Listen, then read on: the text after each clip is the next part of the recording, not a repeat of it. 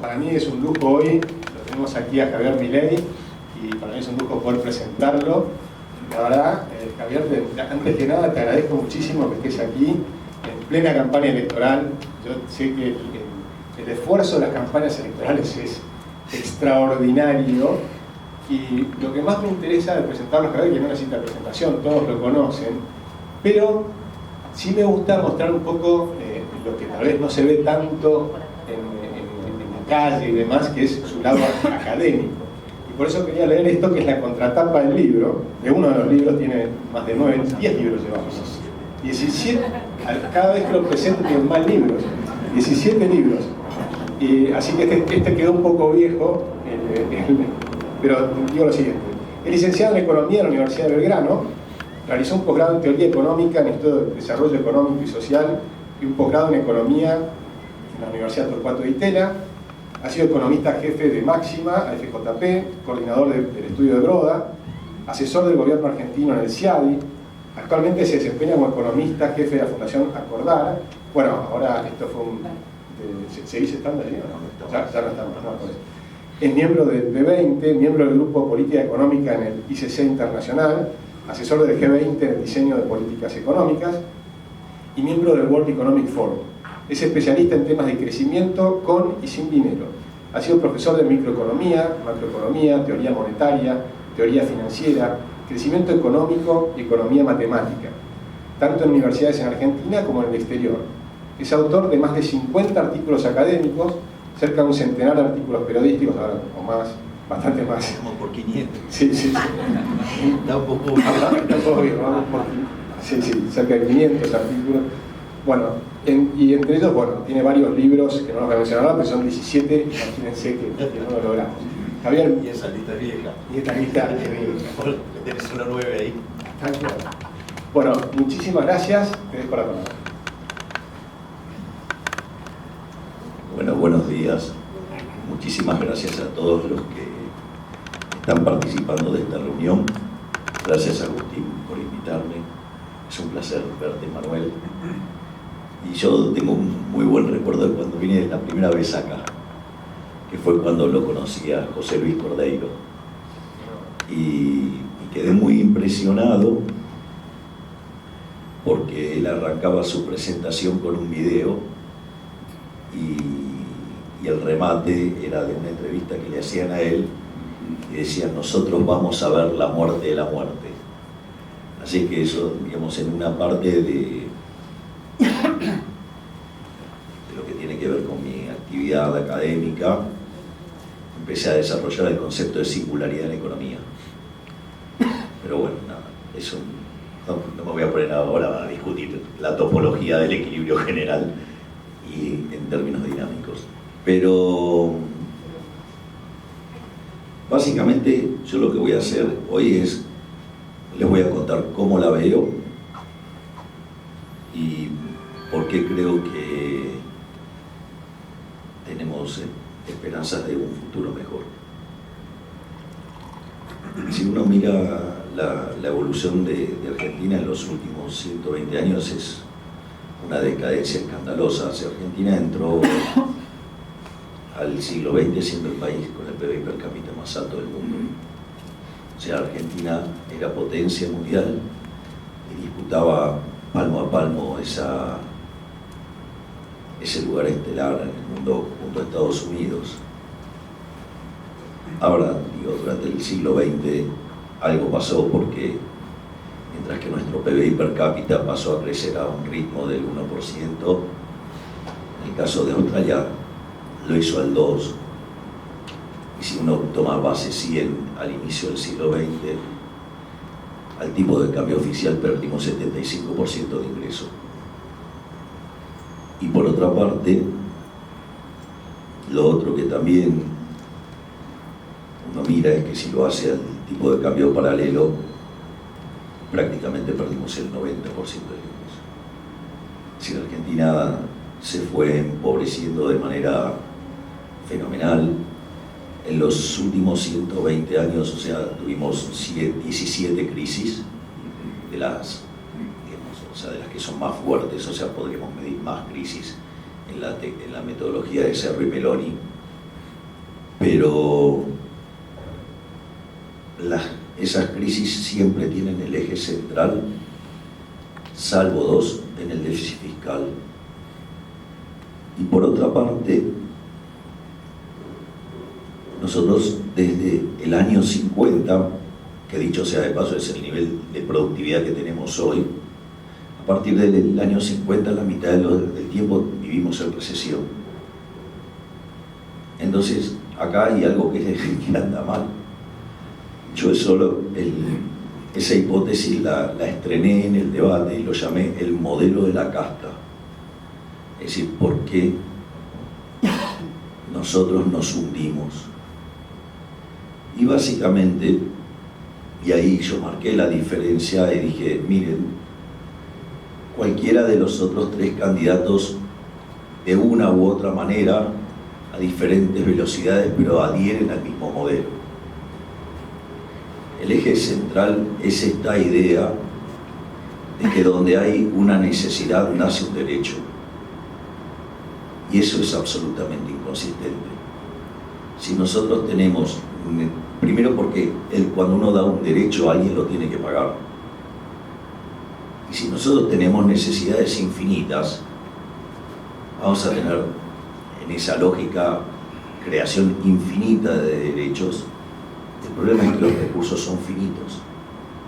Por lo tanto, no debería sorprender que la característica fundamental de todas las crisis en Argentina sean crisis de origen fiscal, donde el fisco trata de arreglar de alguna manera ese problema de satisfacer esas necesidades infinitas, otorgando derechos. Y eso tiene varias consecuencias directas, porque eso hay que financiarlo. Entonces, si lo financio con aumento de impuestos, o sea, voy a estar destrozando la actividad de hoy. Si lo financio con deuda, son impuestos futuros. Por lo tanto, ahí no solo es el daño que se genera, como si fuera cualquier impuesto, sino la inmoralidad del proceso de endeudamiento. Porque recuerden que la deuda la va a estar pagando las generaciones futuras, y quizás esas generaciones no solo que no votaron, quizás ni siquiera nacieron. Por lo tanto, además es un proceso absolutamente inmoral. Y como si todo esto fuera poco, cuando no hay más lugar para subir los impuestos, cuando no hay más lugar para subir el endeudamiento, lo que terminan haciendo es emitir dinero. Cuando emiten dinero generan inflación, por más que digan que es multicausal. Y en ese contexto no es de sorprender que desde que tenemos Banco Central, fíjense, antes de tener Banco Central la inflación anual era del 0,9% anual. Cuando se creó el Banco Central, que era mixto, entre 1935 y 1946, que además, dicho sea de paso, fue creado por 40 años, o sea que en 1975 habría que haberlo cerrado, la tasa de inflación saltó al 6%, un número alto para los estándares de la época. Después, en el 46, se nacionalizó el Banco Central, y ahí la tasa de inflación, hasta 1991, trepó a niveles del 250% promedio anual. De hecho, en ese proceso le quitamos 13-0 a la moneda, destrozamos 5 signos monetarios, tuvimos 2 hiperinflaciones sin guerra.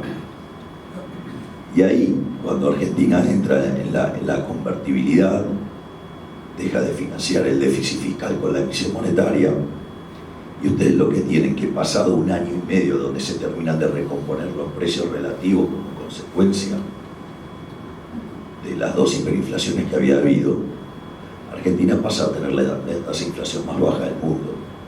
De hecho, Argentina en el año 97 logra crecer muy fuertemente, aún con deflación.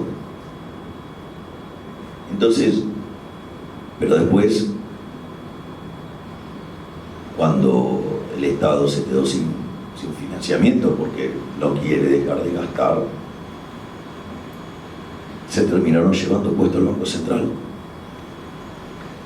Vaya que el Banco Central era independiente, vaya que el Banco Central tenía una regla monetaria dura, vaya que el acuerdo era un acuerdo muy popular entre la población, sino que además los contratos de la economía estaban hechos sobre esa regla monetaria. Y aún así, cuando los políticos quisieron gastar más, se terminaron llevando puesto el Banco Central. Digo, ese es el motivo por el cual, digamos, o sea, es una cuestión fáctica de que no me alcanza con independencia del Banco Central, porque tenía independencia, tenía una regla más dura, tenía consenso social y tenía todos los contratos construidos ahí, y aún así se lo llevaron puesto. Entonces, en ese contexto, después nos dijeron, como nos dicen siempre, esta vez va a ser diferente. Y no fue diferente, porque los primeros 4 años del kirchnerismo la inflación promedio fue 10, después trepó a 20, después fue 30, después, digamos, tuvimos 40, y ahora, digamos, estamos en niveles del 50% con mucha inflación reprimida. Entonces, y eso, de hecho, el Banco Central, cuando estaba Sturzenegger, lo cuantificó, y cada vez que la tasa de inflación supera el 20%, Argentina pierde un punto 58 de crecimiento, por el efecto que causa la distorsión de precios. Eso, corregido en la historia monetaria argentina desde que hay Banco Central, implicaría que deberíamos tener un PBI per cápita como el de Estados Unidos. Y además, recordemos que el impuesto inflacionario además es altamente regresivo. Por eso es tan paradójico que los supuestos progresistas sean tan fanáticos de defender el Banco Central haciendo este tipo de atrocidades. Pero bueno, para eso van y terminan recurriendo a la teoría objetiva del valor, sepultada por Menger, Ballray y Jevons, pero resucitada por Keynes en el capítulo 21 de la teoría general. Él le da a los políticos una forma de echarle la culpa a todos los demás, menos a ellos. Lo lamentable es que haya economistas que se lo validen. Entonces, ahí acabo de describir la decadencia argentina. Y en cada una de estas crisis, como además se incrementa el número de pobres, eso hace que el Estado, digamos, crezca, cada vez tenemos más Estado, y eso cada vez penaliza más al sector privado y cada vez la economía queda más imposibilitada de generar crecimiento. Además hay varias cuestiones. Por ejemplo, cuando ustedes creen que, digamos, de esto se sale estimulando el consumo, es una aberración, porque en realidad la economía crece por acumulación de factores, ya sea capital físico, capital humano y tecnología. Entonces, si ustedes, o sea, van a estimular el consumo, van a estar castigando al ahorro, y al castigar al ahorro, castigan a la inversión, y con eso castigan la acumulación de stock de capital per cápita, castigan la productividad y por ende terminan, digamos, destrozando los salarios reales. Si a eso le suman que no se respetan los derechos de propiedad y además se sigue aumentando la presión fiscal, invertir no es rentable, el ahorro además se lo consumen, por lo tanto no se generan fuentes de trabajo y además empieza a quedar gente en la calle, donde el sector donde más pega eso justamente es los que tendrían que entrar nuevos en el mercado, y ahí es cuando aparece el problema de los chicos que se van del país. Una de las cosas que me pasa en las distintas recorridas es que hay reclamos transversales, como por ejemplo lo que tiene que ver con la inflación, como lo que tiene que ver con la falta de oportunidades, la falta de buenos empleos. Y es interesante porque, y es una experiencia muy fuerte, se me acercan muchas madres y es verdaderamente desgarrador. Si vamos a los barrios más acomodados de la ciudad, el miedo que me transmiten las madres es que se le van los hijos del país. Es decir, se le van. Y cuando ustedes van a los barrios más postergados, el miedo de las madres es que se conviertan delincuentes o que terminen involucrados en la droga y que en alguno de esos lugares donde se terminan insertando, terminen con la vida de sus hijos. Entonces, la realidad es, si uno mira, Argentina estructuralmente es una decadencia furiosa. No por nada tenemos 40% de pobres, que si ustedes lo corrigen por acceso a luz, gas, digamos agua, ese número trepa arriba del 50%. Y lo más demencial de este país es que tengamos 11% de indigentes, o sea, gente que no le alcanza para comer. En varias oportunidades, tanto Agustín como yo hicimos esta cuenta. A ver, Argentina tiene capacidad para producir alimentos para 400 millones de seres humanos. La presión fiscal promedio en el campo es 60%. Es decir, que el fisco se lleva el alimento de 240 millones de seres humanos. Entonces, ¿cómo puede ser que haya 5 millones de argentinos que no tengan para comer? Es decir, a ver, el Estado presente, está recontra presente y aún así la gente se muere de hambre. Entonces, y no es en una relación chiquita, es 48-1. Es una locura. Entonces, ahí lo que uno ve es que entonces el sistema está podrido. Y si uno no cambia ese sistema, esto no va a terminar bien. Entonces, en ese contexto estructural, además tenemos la coyuntura actual, que también, digamos, es peligrosa y probablemente termine mucho peor que el Rodrigazo. Básicamente Argentina el año pasado terminó con un déficit fiscal propio de las grandes crisis de Argentina. Nosotros el año pasado terminamos con un déficit fiscal entre nación, provincia, municipios y Banco Central de 11 puntos del PBI. En ese contexto, Argentina, el Rodrigazo explotó con 14, la tablita con 11, la hiperinflación del FONSIN con 8, la convertibilidad con 7. Por lo tanto, 11 es un número súper peligroso. Y además, también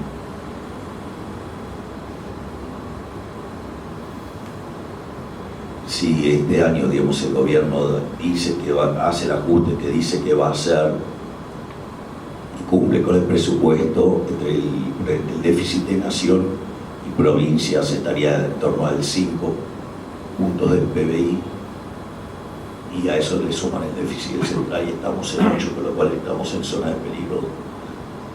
Seguimos estando en zona de peligro. Cuando uno mira la situación monetaria también es extremadamente compleja.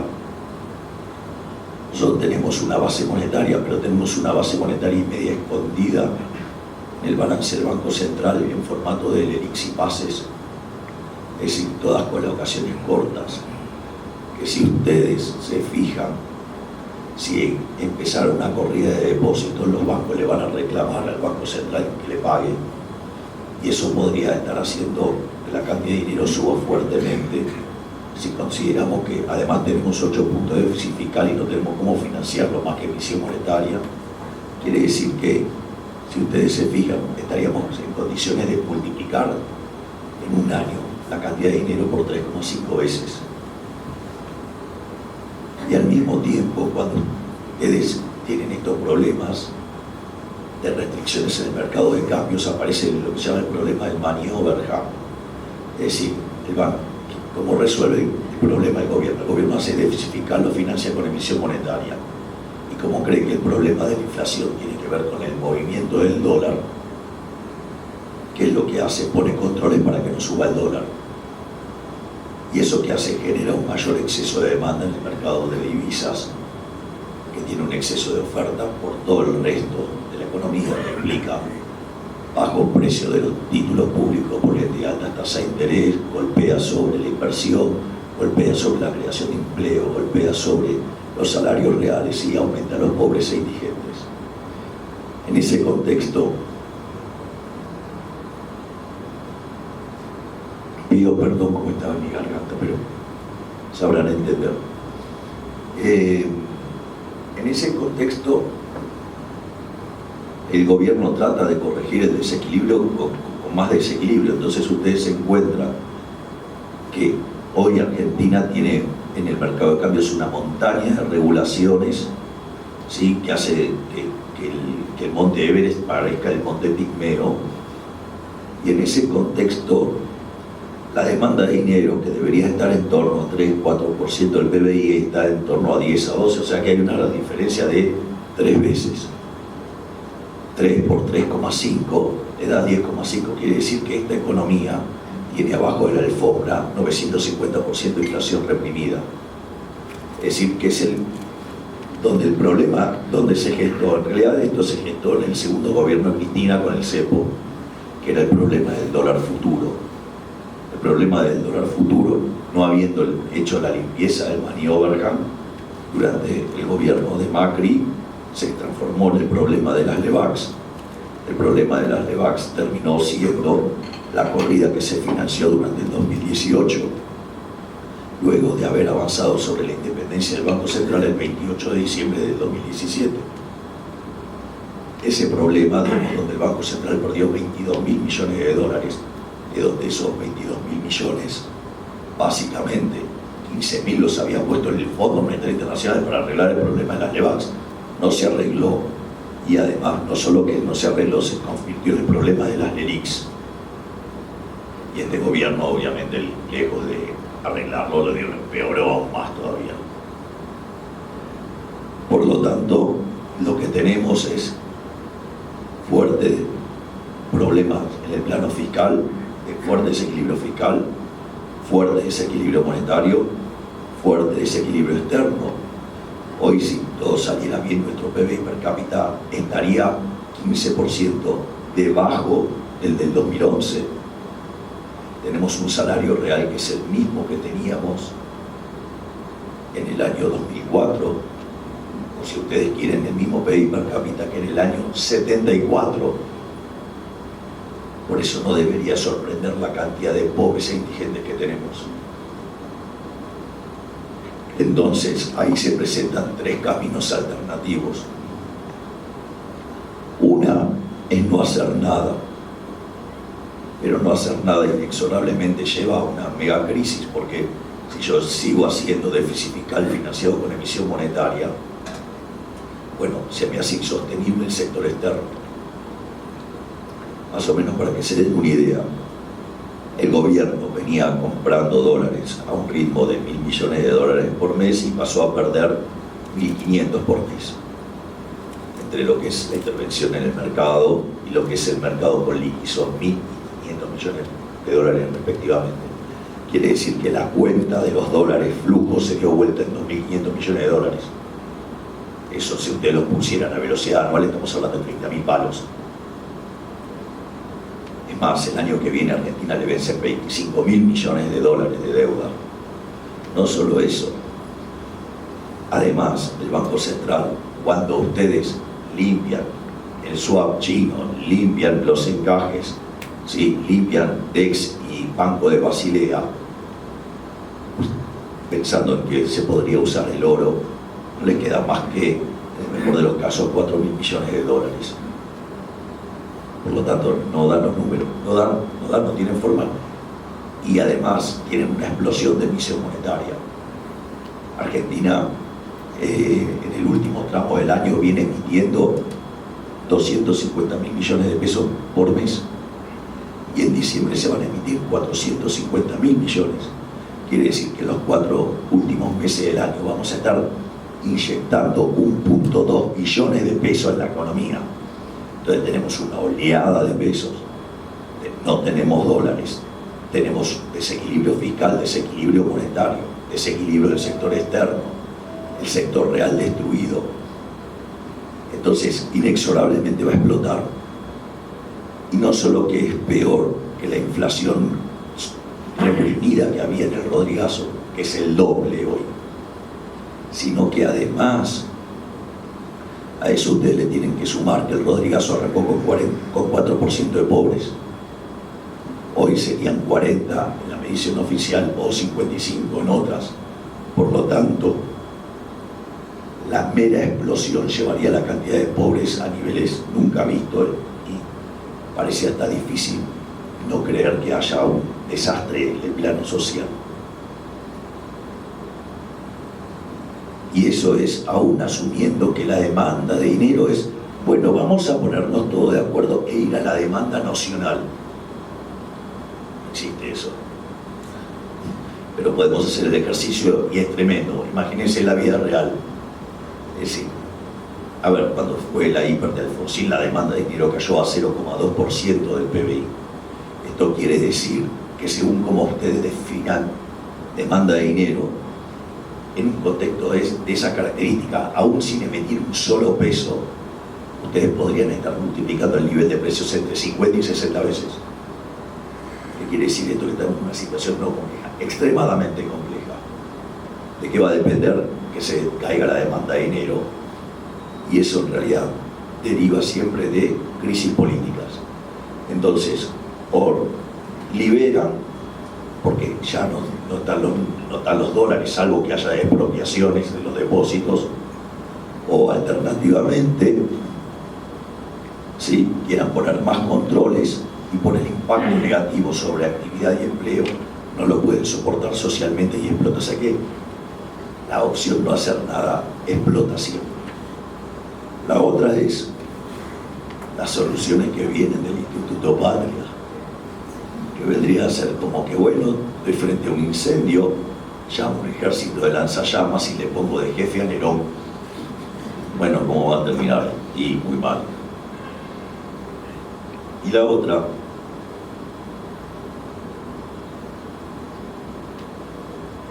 es que Alberto Fernández se haga cargo de que es un cadáver político, que su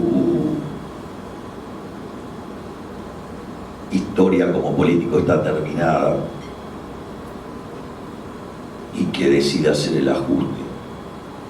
Ahora el problema es que cuando ustedes hacen un ajuste, tienen reputación, no son creíbles y al no ser creíbles termina siendo doloroso.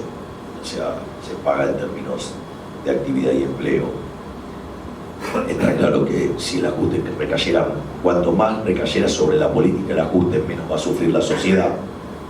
Pero están con muchas ganas de estos acuerdos de cúpulas, que significa que en realidad no pagar ellos el ajuste y que lo paguemos nosotros, que somos los que no estamos sentados en la mesa. Por lo tanto, esa situación también va a ser muy mala y uno no sabe hasta qué punto, digamos, lo va a tolerar la sociedad. Pero bueno, o sea, Alberto Fernández tiene una cita con la historia, pero no parece haber elegido hacerse cargo como si lo hizo Pellegrini en su momento, que se calzó el traje de héroe e hizo lo que tenía que hacer. De hecho, cuando Pellegrini termina su mandato, él vivía cerca del Congreso y salió por la puerta del Congreso, estaba con su frac, se calzó la galera y con su bastón y salió, y le dijeron de todo. Pero hoy la historia lo recuerda como el piloto de tormentas. La realidad es que con la miserabilidad que uno ve en la casta política, no cree que eso vaya a pasar, pero ojalá por el bien de todos pasara. No creo que lo hagan. Lo que prima siempre es la miserabilidad y subestimar a la gente. Hablar del plan Platita es subestimar a todas las condiciones dadas para que haya un mega estallido. Y a diferencia de otras circunstancias históricas, uno percibe que hay una mayor aceptación por las ideas de la libertad, y que como esas ideas está siendo impulsada por economistas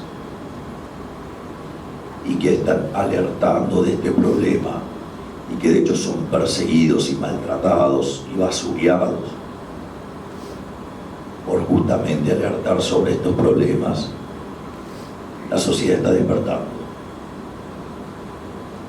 Y obviamente, cuando esto termine de estallar, sin lugar a dudas, más gente habrá despertado conciencia, y más gente va a estar abrazando las ideas de la libertad, y más cerca vamos a estar de torcer este rumbo, cambiar este rumbo decadente y comenzar la reconstrucción de la Argentina.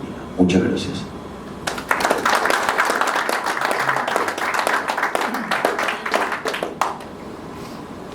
Muchas gracias, Javier. Y bueno, están abiertas las preguntas.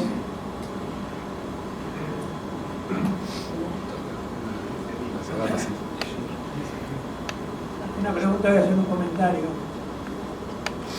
Nosotros hoy hemos conocido a Javier Milei, estadista.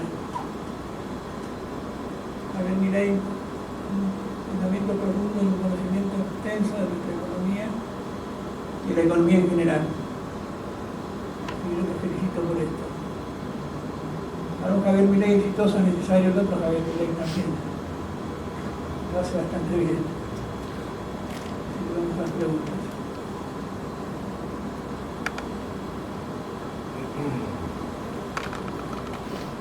Bueno, muy buena tu exposición, Javier.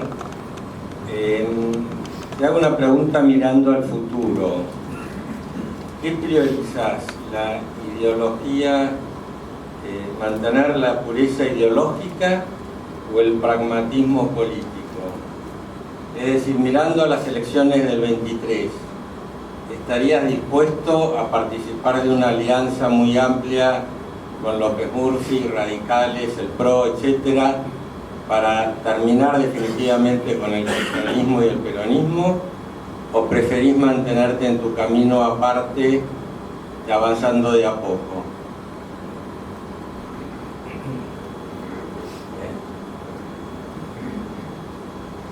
Bueno, en primer lugar, gracias a Manuel por tus palabras.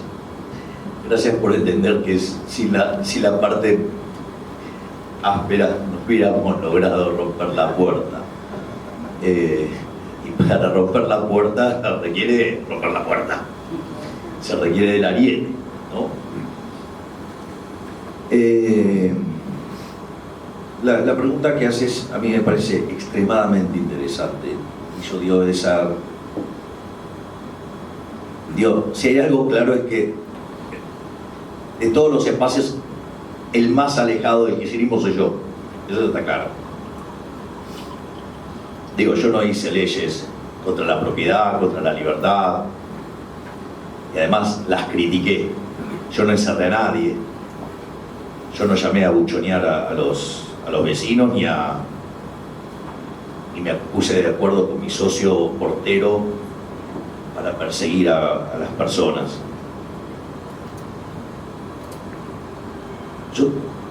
Una de las cosas que...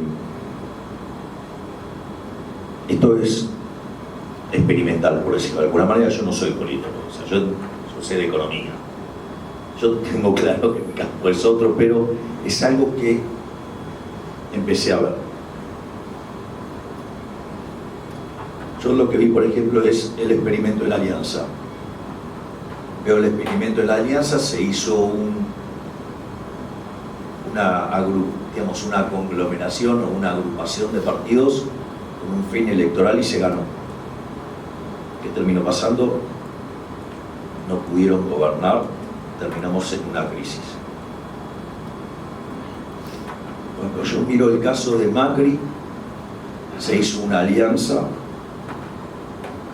con perfiles heterogéneos y cuando se llegó al momento de gobernar, mi hipótesis es que los propios componentes que hacían a esa alianza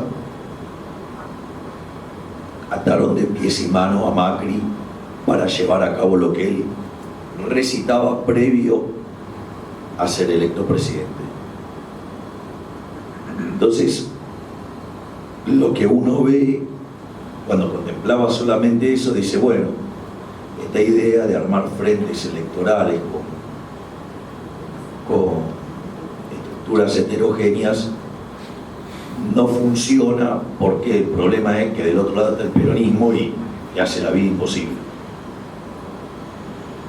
¿Y qué hizo el peronismo para ganar la elección? Hizo un frente donde juntó partes heterogéneas que de hecho se odian entre ellos. Pero claro, uno creía, pero a ver, era muy interesante el ejercicio. Bueno, quizás esa construcción con peronista funciona. Lo que estamos viendo es que no funciona. Esto no es un tema menor, porque desde mi punto de vista, Argentina necesita reordenarse acorde a criterios ideológicos. Entonces vos podés poner de un lado los colectivistas y del otro lado poner los que creemos en la libertad. Entonces cuando vos me decís quiénes son los colectivistas, y para mí los colectivistas es, por ejemplo, la Unión Cívica Radical, que es la Internacional Socialista. Colectivista es la coalición cívica, porque es más de izquierda que los radicales. Colectivista es el kirchnerismo. Colectivistas son las palomas. Por un lado, digo, la que dijo que quería ser como Eva Perón fue Vidal, no yo. El que nos encerró a todos, mandando a miles de negocios a la quiebra, amenazando que nos iban a ir a perseguir casa por casa, fue Larreta. La que dijo que iba a perseguir a los empresarios por subir los precios sin que se mueva el dólar fue Vidal. La que mandó, digamos, esa consigna de que estés obligado a decir que hay 30.000 desaparecidos fue Vidal. La que chactea con Máximo Kirchner es Vidal. El que hace acuerdos con Massa es Larreta. Sí, entonces, ojo, a mí no me parece mal, digamos, sos colectivista, o sea, hacete cargo, nada más. De hecho, fíjense que se lanzó el acuerdo de este nuevo control de precios. ¿Y cuál fue la reflexión de Larreta? No, esto si se hace de prepo no funciona, hay que ir por los consensos. No, los controles de precios no funcionan nunca. Lo hagas con buenos o con malos modales, no funcionan. El problema de la inflación es un fenómeno monetario, listo, y se acabó. Y además los controles implican avanzar sobre los derechos de propiedad. Entonces, para mí hay una línea colectivista, y después tenés una línea que abraza las ideas de la libertad. Podés tener liberales de distintos tipos, ya sea clásicos, ya sean minarquistas, o podés tener libertarios, ¿sí? En ese mismo espacio podés tener conservadores o también llamados paleolibertarios, podés tener a la centro derecha, ¿sí? Podés tener parte republicana del peronismo y el menemismo, y obviamente y sin lugar a dudas los halcones. Yo, que además le consta que soy amigo de muchos de ellos. Entonces, ¿y por qué creo yo que hay que hacer esa división? Porque si no, la gente no sabe lo que vota. Y cuando vos tomás estructuras amplias, ¿cuál es el problema? ¿Qué te puede pasar lo que le pasó a Macri? Quedó muy condicionado y teniendo ideas correctas. Yo no adhiero al 100% porque digo, o sea, todo el mundo sabe que yo soy filosóficamente anarcocapitalista y en la vida real soy minarquista, pero él también lo sabe porque a veces se va de anarquista. Pero al margen de eso, a lo que voy, es que tengo la sensación que quedó muy condicionado, y eso no es menor, porque entonces no es, el tema es, ok, vamos a ganar el kirchnerismo, ¿para qué? Para hacer un mal gobierno y que se queme todo de vuelta.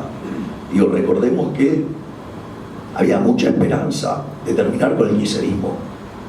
Cambiemos le ganó, ¿y qué terminó pasando? Lo trajo de vuelta. Entonces, a mí me parece mucho más positivo que surja con claridad una división entre los que tienen pensamiento de colectivistas y los que tienen pensamiento que abrazan la libertad. ¿Por qué? Porque cuando vos llegás, y está claro a dónde vas a ir. ¿Me comprendés? Entonces vos llegás con mandato. Es decir, o sea, si alguien, no sé, puede decir algo, me eligiera a mí, bueno, sabe que voy a ir contra el Estado, voy a ir contra la presión fiscal, voy a ir contra la inflación, o sea, voy a ir a favor del derecho de propiedad, ¿sí? La libertad, la vida, o sea, está claro a dónde voy. O sea, vos no tenés duda qué es lo que yo pienso. O sea, pero aparte, ¿por qué lo digo? Y no tengo vergüenza, me siento orgulloso además de ser liberal. Porque recordemos que hasta hace poco muchos liberales estaban escondidos abajo de la alfombra, todos con miedo, y hasta sentían vergüenza de decir que eran liberales. Y gracias a toda la fuerza y la garra que le puso el segmento joven, y que después empezó a crecer, hicimos una épica de ser orgullosos de ser liberales. Entonces, me parece que pasa más por ahí. Es decir, poner, digamos, sin miedo, poner en la discusión en el lugar correcto. Es decir, ¿me entendés? O sea, porque si a la reta le gusta tanto lo colectivista, bueno, termina de juntarte, blanquealo. ¿Sí? No que nos vivís matando impuestos, ¿sí? No que te vivís endeudando, que son impuestos futuros, y no también a que use los recursos públicos para perseguir opositores, lo cual es bastante grave. ¿Ok?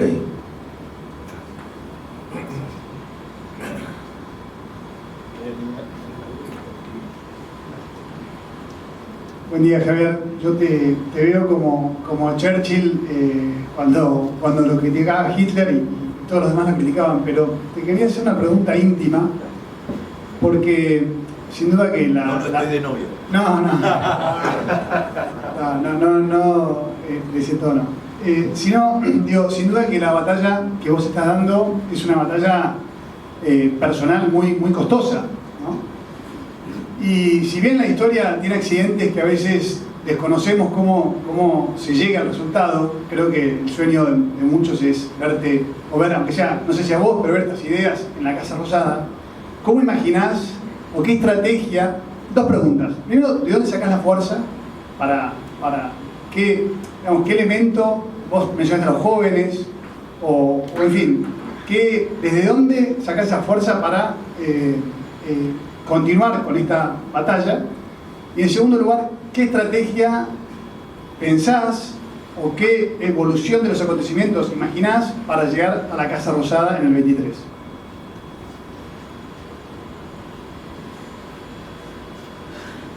Voy a empezar por la segunda porque si bien es más difícil, a mí me resulta más fácil. Estamos a 2021. Yo lo voy a interactuar con mi querido amigo Agustín. ¿Te animás a contestar mis eufemismos? En el 2019, ¿vos me hubieras visto acá? No. Bien. Por lo tanto, el 2023 es algo muy largo, en especial con la crisis que se avecina. Lo que sí está claro es que voy a estar siempre en contra del lado colectivista y en contra de lo que generen el mayor daño. Digo, creo que eso también complementa la pregunta anterior. O sea, está claro dónde voy a estar, o está más claro todavía dónde no voy a estar. Eso creo que es un dato. Después, otra de las cosas que yo he mencionado recurrentemente, nosotros hacemos y pensamos una construcción donde el eje central está en las ideas y no en los nombres. Hay varias declaraciones mías donde yo explico que lo mío es circunstancial, que acá lo que tenemos que lograr es que triunfen las ideas de la libertad. Y esto lo he dicho antes, lo digo ahora y lo voy a seguir afirmando así. Puede ser que por un determinado contexto histórico, por las características que se dieron en el país, algunos tuvimos más exposición que otros, porque era lo que requería el momento. Pero la realidad es que sería muy arrogante creer que soy yo. Es decir, sí, digamos, o sea, hasta me daría vergüenza. No digo, por ejemplo, lo tenemos a Agustín. Agustín es un gigante. Digo, lo tenemos a Manuel. O sea, tenemos un montón de gente que ha hecho cosas maravillosas. Por eso, por ejemplo, fíjate que recurrentemente en los actos lo cito a Alberto Venegas Lichijo. A mí me emociona. Nosotros terminamos los actos y terminamos con la definición del liberalismo que escribió Alberto. ¿Y sabés lo que es estar ahí y empezar? El liberalismo es el respeto irrestricto del proyecto de vida del prójimo, basado en el principio de no agresión y en defensa del derecho a la vida, a la libertad y a la propiedad. Y del otro lado hay 25.000 personas repitiéndolo. Es fuerte. Una nota que a nuestra amiga en común le generó un problema a la doctora Patricia Bullrich. Dijo, mire, traten de ver de alguna manera el tema de Milei, porque Dios, o sea, estaba hablando frente a 30.000 personas y recitaba Hayek y la gente lo seguía. O sea, entonces, y eso es porque hay mucho trabajo de base. Hay mucho trabajo de base de gente haciendo cosas, trabajando, y algunos con mayor o con menor exposición. Algunos tienen, digamos, determinadas ventajas relativas que le permite llegar de otra manera, pero en realidad somos todos los que empujamos las ideas de la libertad, y lo que me mueve a mí son las ideas de la libertad. Yo, digamos, como especialista en crecimiento económico, una de las cosas que me pasa, y en especial por mi formación matemática, o sea, me dedico a mirar patrones. Entonces lo que vos ves es que cuando te metes en determinados senderos, vos sabés que termina mal. Si ya sabés que termina mal, no es que sos un mago que adivina, no es, o sea, no tiene magia, está todo escrito. Y la realidad es que te das cuenta que sin las ideas de la libertad, digamos, yo uso una frase que diseñó José Luis Esper, digo, en 50 años vamos a hacer la villa miseria más grande del mundo. Entonces, ¿quién quiere ese futuro para nosotros, para nuestros hijos, para nuestros nietos? Y eso es lo que te da las ganas de pelear, la ganas de... ¿Me entendés? Si esto es lo mismo que, digamos, cuando nuestros héroes de la patria, digamos, iban y se mataban a tiros para lograr la libertad. Es decir, hay una frase de Moreno, de Mariano Moreno, que dice, digo, prefiero, digamos, una libertad tempestuosa antes que, digamos, una esclavitud serena, tranquila. Y fíjense que yo le digo, bueno, mira, te propongo una vida donde tenés casa, comida, tenés esparcimiento, tenés, digamos, la posibilidad de estudiar, ¿sí? Pero no tenés libertad porque es la cárcel. Cuando vos vas, por ejemplo, a San Francisco y visitas La Roca, o sea, visitas Alcatraz, y vas haciendo la visita guiada, que es la con los auriculares, en donde está la parte donde jugaban al básquet y distintos deportes y todo, esa parte de Alcatraz da a la bahía de San Francisco. Y dice, mirá, si las condiciones de vida acá eran muy buenas, pero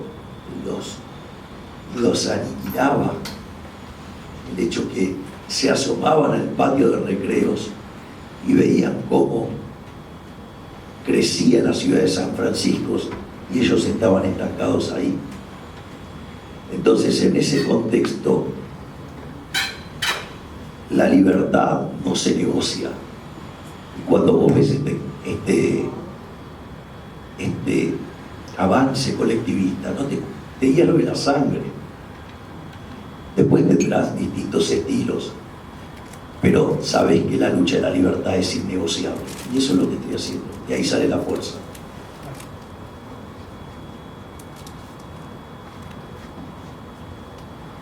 Yo entiendo tu oposición a formar parte de una coalición, dado que seguramente no van a comulgar completamente con tus ideas.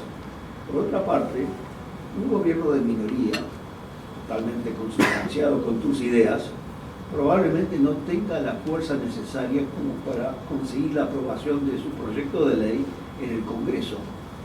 Entonces vos podés ser un convencido de tus ideas, pero lamentablemente no te las aprueban en el Congreso, sin lo cual las reformas difícilmente se puedan implementar. Por otro lado, es posible que esto tal vez no te interese demasiado y preferís un rol del tipo testimonial en el Congreso, donde vos seguirás por mucho tiempo, espero, hablando de tus ideas con la esperanza de que en algún momento del futuro los políticos en la Argentina estén más cerca de tus ideas y de ahí sí poder conseguir tus objetivos.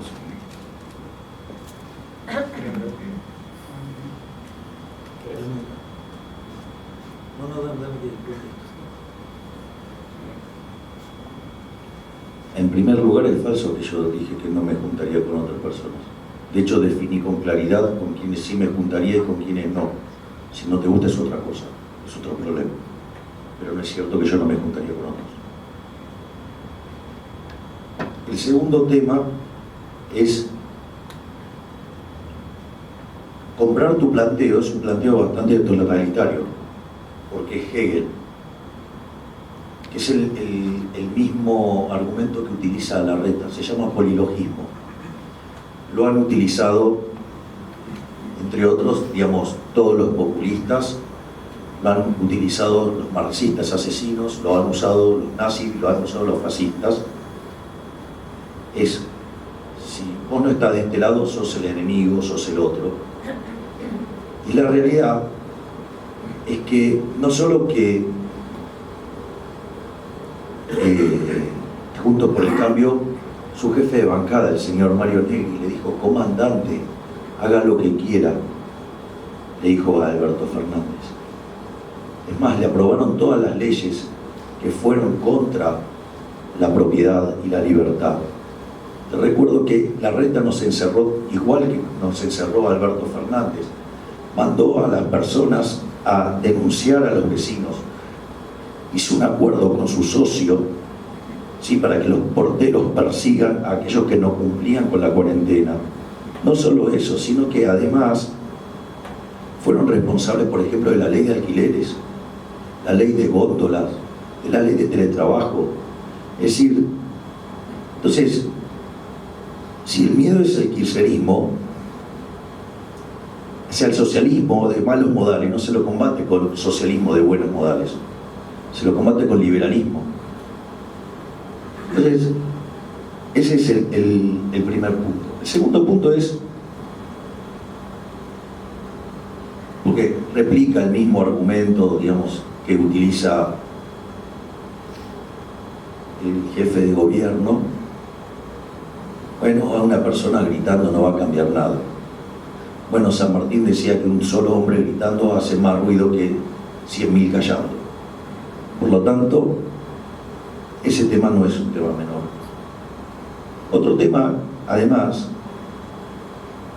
la gran diferencia que yo vengo a plantear respecto al resto es dar una visión de la política desde una perspectiva moral. Esto que parece una cosa de 25º orden es central. Porque, por ejemplo, implica que hay cosas que no voy a hacer. Ejemplo, jamás voy a subir impuestos, jamás voy a crear nuevos impuestos, Jamás voy a ir contra la vida, jamás voy a ir contra la libertad y jamás voy a ir contra la propiedad. Ya con eso, del otro lado quedaron todos los demás. Pero no solo eso, ¿qué implica en términos de acción? Que las discusiones van a estar planteadas desde una perspectiva moral. Ejemplo, el gobierno anterior, digamos, con la CUNSA, volvió, digamos, al control de capitales. No solo que volvió al control de capitales, metió control de precios y además, como si todo eso fuera poco, reperfiló la deuda, o sea, defaultió.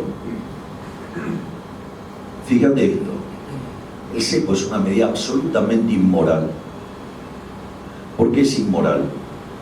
Porque si vos te ganas tu dinero, ¿quién es el político para decidir en qué lo podés ahorrar o no? ¿Por qué, digamos, o sea, vos podés comprar tomates, bananas, peras, sí, pero no te deja comprar dólares? ¿Por qué? Digo, ¿quién es para recortar tu conjunto de consumo si vos te ganaste tu dinero honestamente? Por lo tanto, es inmoral porque recorta la libertad. Tiene otras consecuencias peores todavía, porque como en realidad el peso no es reserva de valor, es el mecanismo que los argentinos encontraron para protegerse de la estafa de los políticos.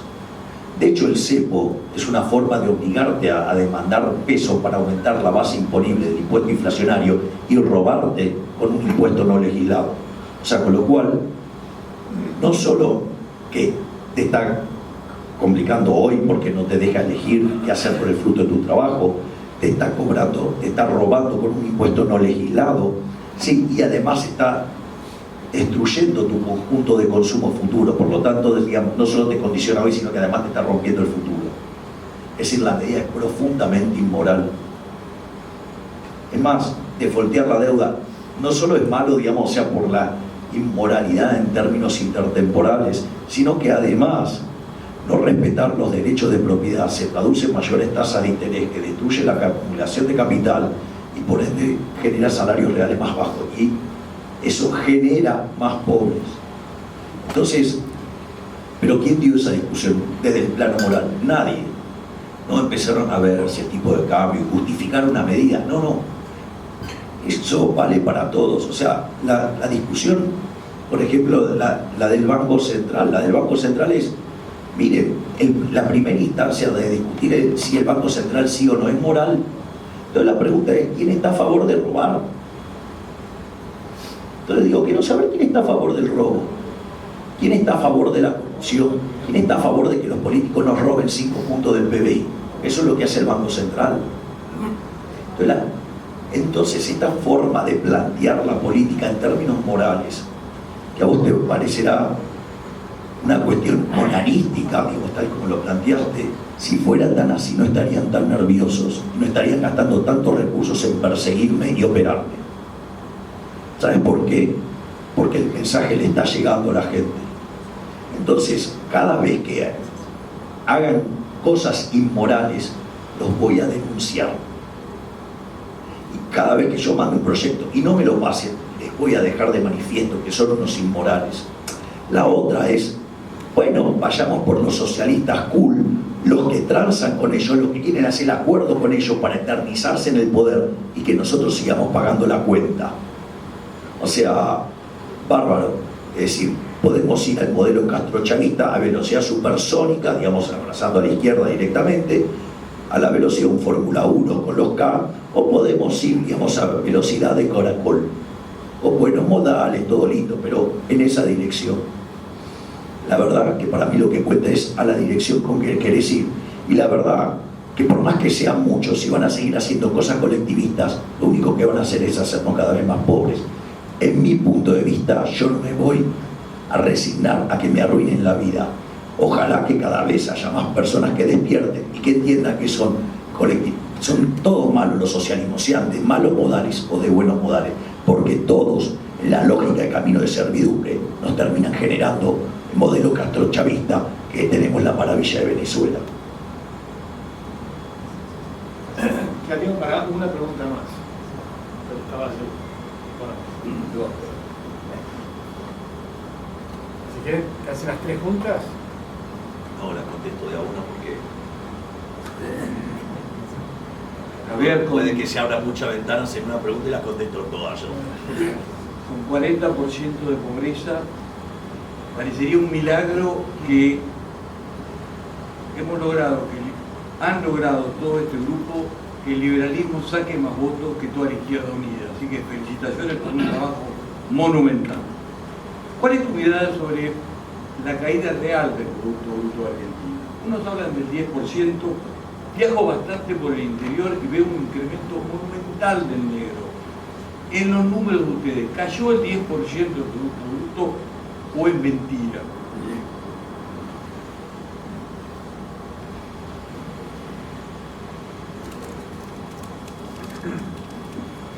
A ver, me parece que más allá de las cuestiones de medición y todo, o sea, yo no creo que el INDEC hoy esté haciendo un mal trabajo. Me consta de la honorabilidad de la persona que está a cargo. Además soy amigo, Marcos Labaña. O sea, de hecho, yo no lo hablé con él, pero sí me preocupó mucho el llamado de Mansur. Digo, porque es alguien que sí rompió el termómetro en su provincia con el tema de la desnutrición infantil. Eso sí me tiene preocupado, con lo cual Sacamos lo que pasa hasta ahora, no lo que viene. claro, por lo tanto yo no haría esta es una opinión mía, probablemente por una deformación profesional y mi especialización no haría tanto foco en la coyuntura, sino que miraría el problema estructural. Y el problema estructural es que no paramos de caer. El problema estructural es que nosotros entramos al siglo XX siendo el país más rico del mundo. Hoy el tipo de cambio oficial somos furgón de cola de América Latina, estamos como Paraguay. Da igual, mal. Entonces, no es, digamos, para mí, el eje central preocuparse, digamos, cómo se midió o no, sino, digamos, lo que se te viene para adelante. Es decir, cómo hacemos para procesar la crisis que se viene. Me parece que la clave está ahí, en poder llevarle un diagnóstico a las personas y decirle, bueno, mira, tenemos este problema y se resuelve de esta manera. Es muy gracioso, un amigo hizo un análisis del debate, entonces, por ejemplo, Miriam Bregman dice, acá nadie hizo propuesta, los únicos que hicimos propuesta fuimos nosotros. No está bueno eso.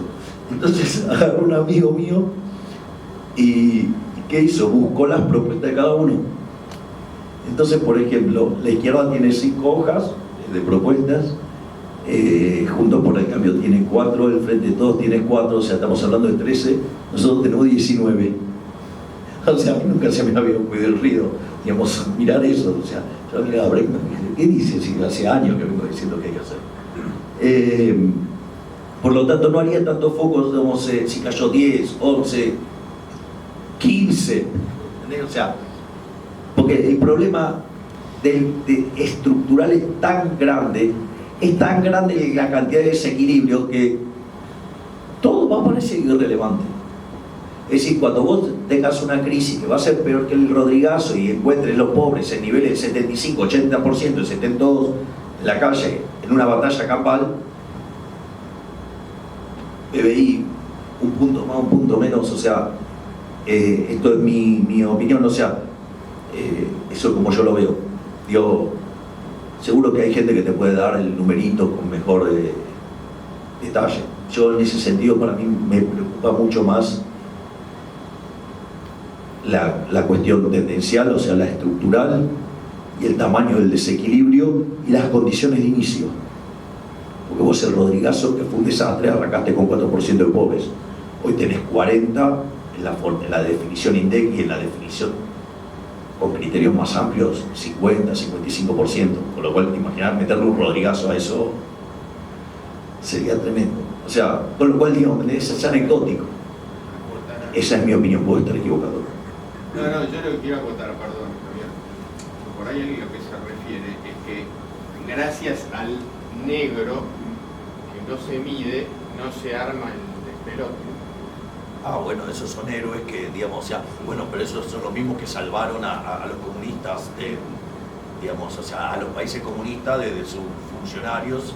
En favor, digamos, de la gente, digamos, que hacía transacciones por fuera, porque si no se hubieran muerto todos. ¿Tenés un minuto para probar? Sí, sí. Javier, ¿vos te imaginás este futuro que vos planteás entre los colectivistas y el espectro variopinto de los defensores de la libertad? ¿Vos te imaginás esto en algún momento del país, como en dos partidos políticos o en dos grandes alianzas que van a disputar un espacio político? Y si ese fuera el caso, ¿cómo te imaginás que se puede construir esto?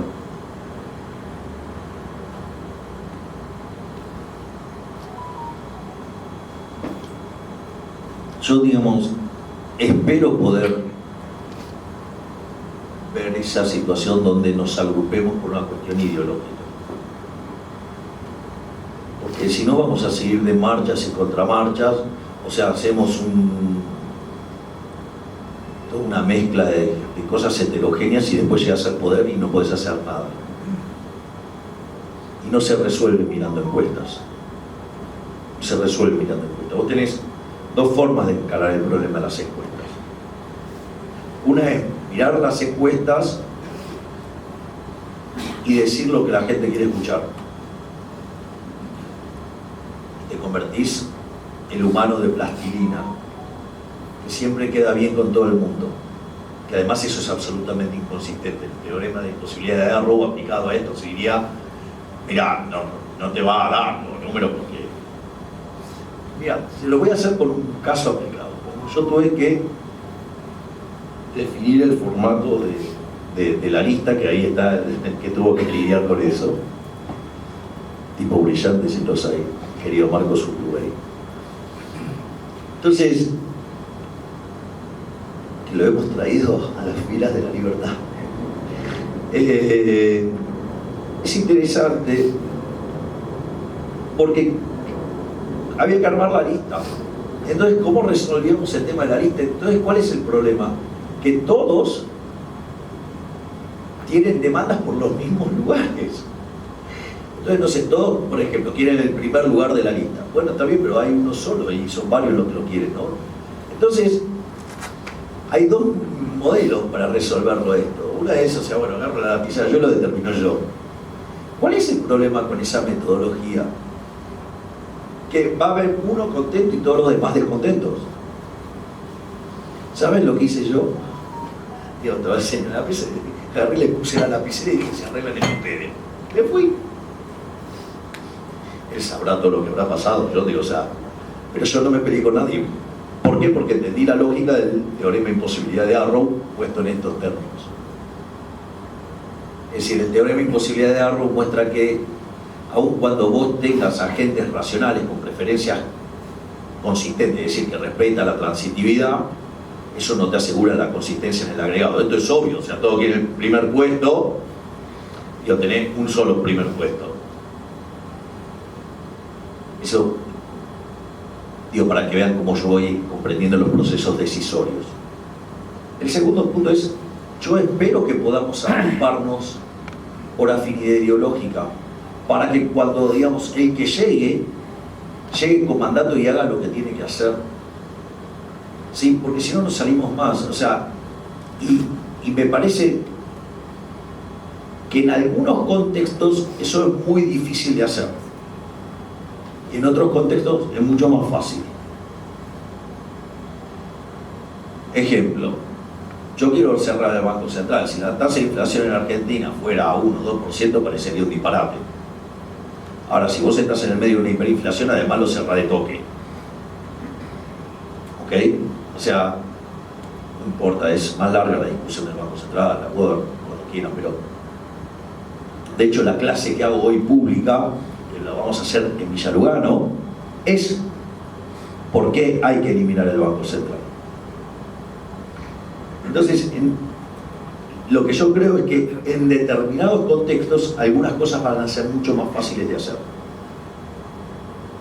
En otro contexto, a ver, digamos,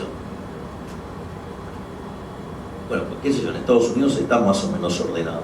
Digo, está claro, digo, por dónde van los republicanos, está claro por dónde van los demócratas. Digo, necesitamos un ordenamiento así, que quede claro de qué lado estás en la ideología, para que vos llegás con un mandato.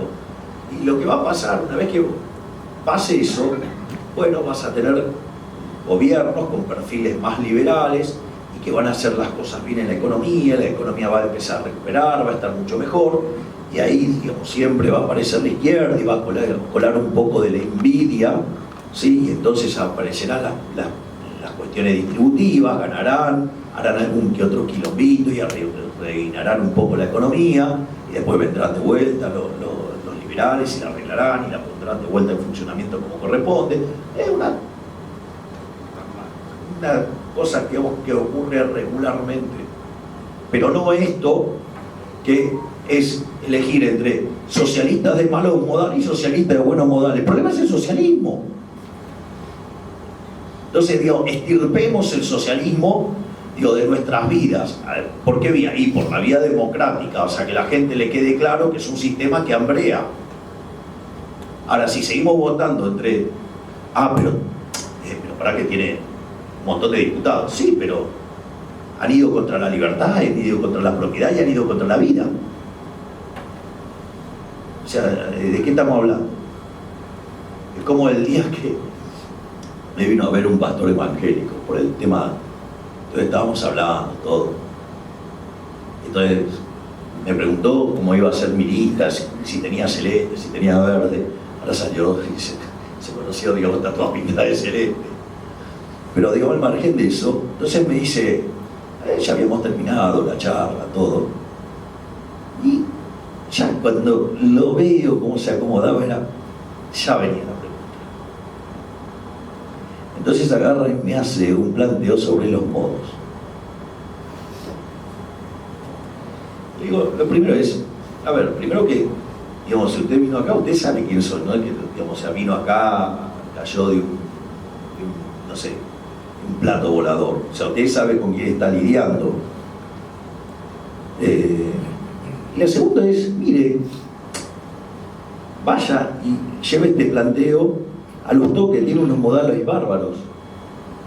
Me dice, no, pero es el verde. Bueno, pero tiene buenos modales, elija.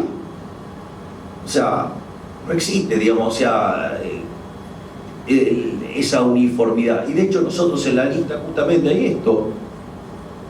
Digamos, hay distintos tipos de liberales, digamos, y se entienden esas diferencias, y nosotros buscamos una construcción de vuelta, que sea aquellos que defienden la libertad en contra de los colectivistas.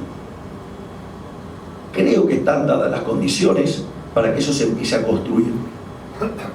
Si lo logramos, vamos a hacer un gran avance y vamos a tener muchos años de libertad que nos saquen de esta miseria.